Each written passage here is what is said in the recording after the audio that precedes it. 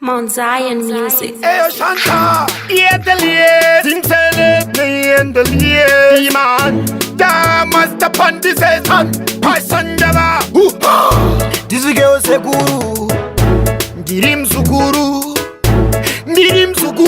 Takaiti Bruka Sezuru, Brukwarangure Kwandunge, Nakabota Mavuri Kunge, Onara Gusakara Mufunge, Brukwarangure Kwandunge,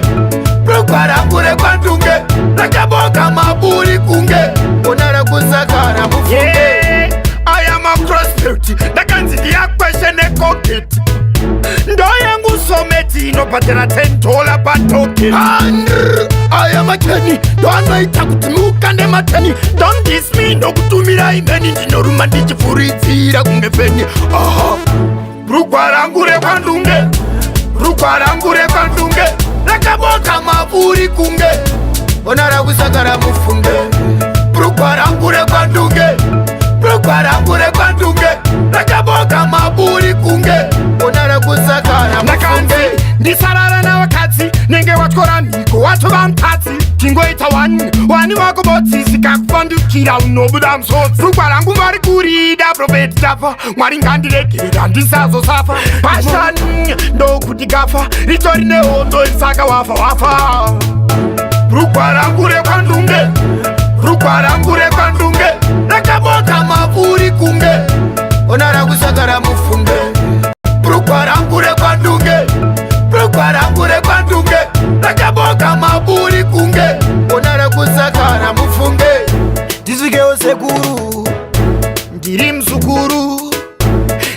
Suguru, Takaiti Bruka Sezuru. Yeah, I am a cross-beauty, the guns in the question and cockpit. Ndoyangu someti no patera $10 patoke. I am a Kenny, don't wait up to look and them a Kenny. Don't diss me, no kutumira imeni, no romantic furitira kungepeni. Brukwarangure Kwandunge, Nakabota Maburi Kunge, Onara Gusakara Mufunge, Brukwarangure Kwandunge,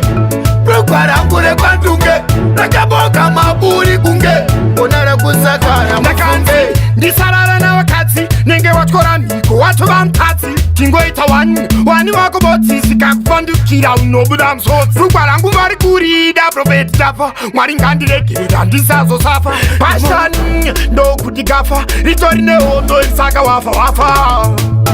Brukwarangure Kwandunge, Nakabota Maburi Kunge, Onara Gusakara Mufunge, Brukwarangure Kwandunge, Nakaboka Maburi Kunge, Onara Gusakara Mufunge, Brukwarangure Kwandunge,